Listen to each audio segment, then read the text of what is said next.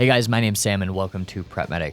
This week's video is a rundown of my career. This video is not meant to be braggy or egotistical. I have two main goals. Number one, I want to put this information out there because I get a lot of questions on social media, Instagram, and YouTube. And number two, I hope it can help inform somebody else's career path looking at what I did and being able to set achievable goals for themselves within public safety.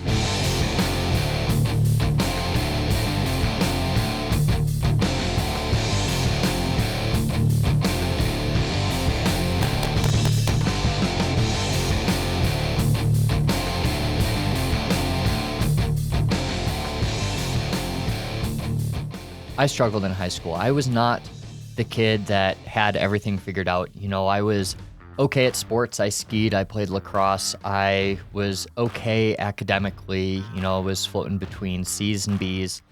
But I didn't have any passion. I didn't really have anything that I was, super interested in. And I really found that academically, the only time I would excel was when I could apply real world meaning to what I was being taught.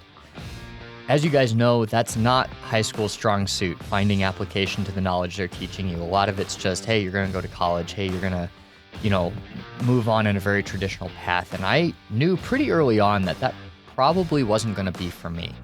So it was a stroke of luck when I was out skiing one day and I rode up with a ski patroller and I was just kind of asking him some questions about what he did. And first and foremost, I thought, man, I should be first aid certified. I should know something because whether or not I use that skill, it's going to be something that helps me throughout my life, whether that my career takes me in that direction or just to have it when a friend injures themselves out on the slope or hiking or something like that.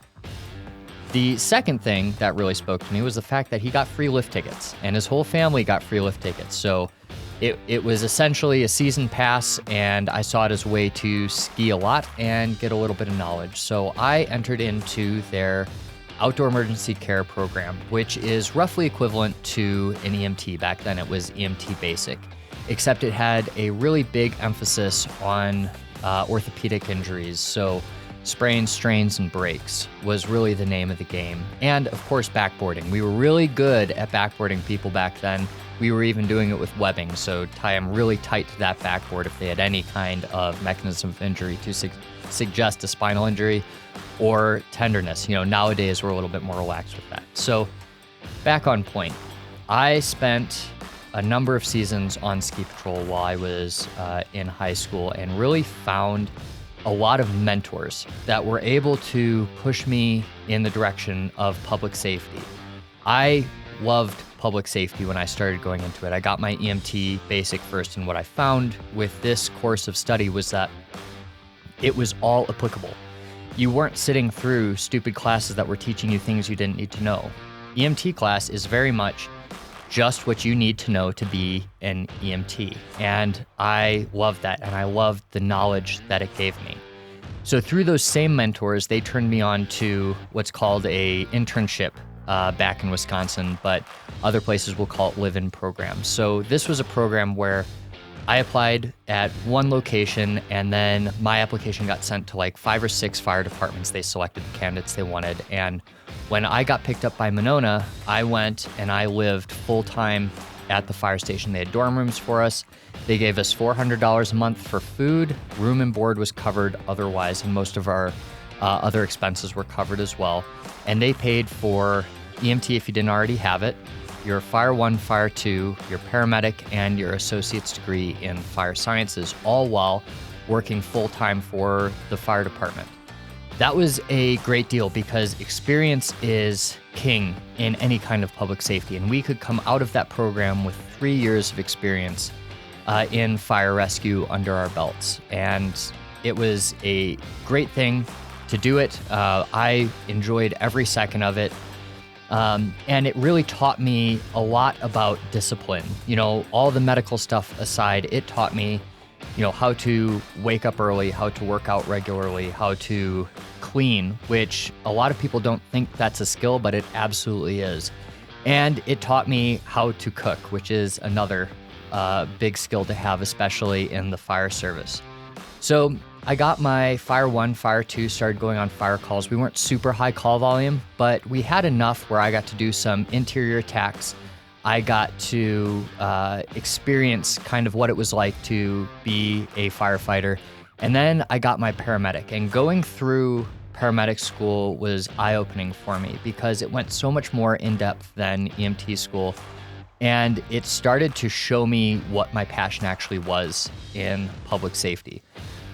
I started doing my associate's degree in fire sciences shortly after finishing paramedic school, and whether it was a maturity thing, I wasn't quite there, ready to put in the work for a degree, or I didn't see the application. I just wasn't into it. And I started looking for jobs on the side. So I was working part-time at Deer Grove EMS as a paramedic. I started working PRN at Town of Madison Fire Rescue to do like event medicine with them. And eventually I went to visit a friend out in central Iowa who was going to school for engineering, saw an ambulance on the side of the road, saw that they were a hospital-based system, and decided to go talk to one of their paramedics. So stopped in at the hospital, talked to the paramedic, and he had me filling out an application before I left. Ended up taking that job, and I think I took that as almost an excuse to kind of get out of the degree program at that point. So I ended my internship early. I got the job out in Iowa, packed up my things, and was moving out there in a couple months. So started working for Mary Greeley, and I got insanely lucky. So as it turned out, Mary Greeley, while it did not, and I don't believe it pays well still, it had very high-performing paramedics, and they ran 3 ambulances. They did 911 for the city of Ames for the entire and for most of Story County. They also did all of the transfers in and out of Mary Greeley Medical Center. So that was from BLS return homes all the way up to critical care balloon pump transports down to Des Moines. They also did the event medicine for ISU. So we did football games, basketball games. I went to see Dave Chappelle for free working first aid for that event. And then the most important part of that, and what really gave me perspective into medicine and how much more there was we could work in the ER. So we could go help them out. We could intubate in the ER. If the physician was okay with it, we could go up on the floor and run in-house codes because we were some of the most experienced in that small hospital. We could also go to cath and watch procedures, follow anesthesia. So there was a lot of experiences we could have within this job. And it really introduced me to all the different facets of EMS and taught me a ton. On top of that, we were very high-performing paramedics, so we had, RSI, we had really large protocols, a lot of trust from our medical director, and we had to problem solve because it was a good mix of urban and rural environments. So at one point, you'd be taking a drunk college kid into the ER. The next, it would be somebody's arm stuck in an auger. So we got a lot of experience in that realm. Now, while I was there, about maybe 2 or 3 years into my career at Mary Greeley, I noticed that neither SWAT team in the area, so we had Story County ERT and we had Fort Collins SWAT, neither one had any medical personnel on their teams. They had some IFACs, but they weren't standardized. They didn't know how to use all their supplies. And they didn't have anybody going in that was really designated as the medical provider. We would stage outside. We had plate carriers on the ambulance, but we were not active participants in any of their warrants, raids, or call-outs. So I saw that as a community opportunity, and I started talking to a lot of the deputies in particular and discussing medical items. I would give them tourniquets. I would show them how to use them. I'd put together kits for them if they needed it, helped a couple of them get things into their cars so that they could help respond to a variety of different situations. And through those contacts I made, they told me about the Reserve Deputy Program, which is a volunteer program within the Sheriff's Office where they train you over the course of months and put you through a Reserve Deputy Academy. You're a certified law enforcement officer in the state of Iowa. And then you get in basically ride along with them or even go through another step of training and go solo in a patrol car with all the rights and responsibilities of a full law enforcement officer. The only thing we weren't allowed to do is implied consent, which has to do with DUIs, essentially, not for you medical people watching, it's not the implied consent of an unresponsive patient or anything like that. So I started to do that with the main goal of getting on their emergency response team. That was the SWAT team with the county. And it took me about a year. I went through the application, the tryout process for that, and ended up getting brought on to ERT as an entry team member and filling the role of team medic. So that was where I really got my start in tactical medicine. I hadn't had much experience in that. I had gone through like one tac med course I paid for out of my own pocket before that, but really did not know what that job entailed. And that was really cool because I got to learn the law enforcement side. You know, I was fully armed, had all the responsibilities of anybody else on the team. So would do that. But then they also sent me to a couple tac med schools that I could really learn from, as well as a basic SWAT school, and started to do that with them. Now, I'm not going to pretend that I was, a crazy badass operator, hitting doors every day. We were very low call volume. It was rural Iowa after all. However, we trained a lot, and then we still got a fair share of call outs and got to do some pretty cool things with them, and then hone my craft in that realm. Now, about the same time, I met my wife, and she got into medical school. We moved south a little bit, but I stayed working at Mary Greeley and the sheriff's office.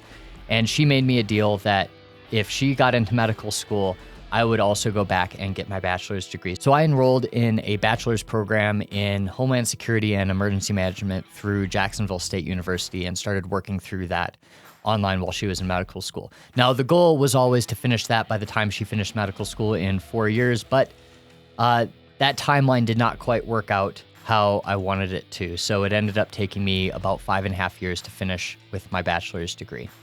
So she finished medical school and got a residency out in Colorado, which is where she is from originally.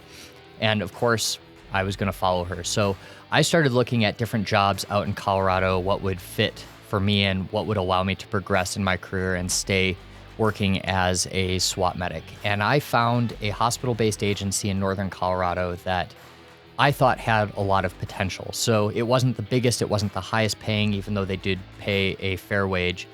And got on with them, got through training, and that really opened my eyes to more EMS environments than I had been exposed to. So as opposed to the dual medic system I was running in Iowa, this was single medic. So we were medic EMT. Instead of having a station, we were street corner post, and the call volume was much higher than I was used to. So it was a complete 180 from where I came from. Now, I will say that the scope of practice was slightly reduced, but the medicine was completely different. I wasn't used to the kind of rural calls we'd go to in the Rocky Mountains, and then the kind of inner city calls we'd run in our primary response district. So it was really a cool transition for me, and I really enjoyed it. So after working with this agency for about a year, I got on with their Special Operations Response Team. They call it TEMS now. And this team was really unique because they attached medics to 2 relatively high call volume SWAT teams. They also sent medics with search and rescue, which did high angle and low angle rescue, as well as dive team. And then you also could deploy to fire lines as a fire line medic if a wildfire popped up, either in your jurisdiction or throughout the state and a request came in for you. So that opened up my eyes to a lot of the rural medicine. In Iowa, we had cornfields, but we never really had remote access medicine like we do in the Rocky Mountains. So the response territory for this team is astronomically large, and I've found myself treating patients for hours in the middle of nowhere in very resource-limited environments. So that, I think, was the biggest change for me. The other change was the SWAT medics. We are not armed with them. We're not sworn. So we're kitted up. We go with them. But our primary responsibility is not as a shooter or entry team member. We are purely medics for them. So a little bit of a different environment. I did that for a period of time. I'm still on that team. But through a couple years on the streets, I decided to pursue an educational opportunity within the service. And I took a job as an education lieutenant. We called it a clinical mentor. So my job was to go around in a fly car and meet up with crews on the street corner. We'd do CQIs with their reports, We do case reviews with them on cardiac arrest and some other instances. And then we deliver some other educational opportunities when they popped up periodically. So that was a cool position, but it was probably the hardest thing I'd ever done. I had never been able to show up to work in, khaki pants at, 9 in the morning, set my own schedule. I have never had to track things like I did then, use Excel spreadsheets and spend time behind a desk. And it wasn't long before I realized that that's not where I wanted to stay. I wanted to go back into clinical medicine. And throughout this, I was still picking up shifts on the street. I was still, working on the special operations response team, but I wanted something a little bit different. And that's when I saw a position open up in our agency's South region for a flight medic position, and I applied for it. Now, I failed in that application. I was number 2 in the lineup for it, but somebody with more experience than I did that interviewed better than me ended up getting the job, and that really kicked my butt into gear. So I realized that that was one of my big goals, and it was something that I was willing to work for. So I went back and I got my flight paramedic certification. I finished my bachelor's degree, and then just started getting as much critical care classes under my belt as possible. I went through the Creighton critical care course. Prior to completing my FPC, I did a couple prep courses, and I started to interface with the flight medics and nurses within my agency. And that really helped me for the second time around, where a position opened in the North region where I was familiar with. I applied for that position and got hired. So that was about 2 years ago now. I got hired as a flight paramedic. The training for that was about 6 months long and was probably one of the biggest learning curves I've ever experienced within EMS.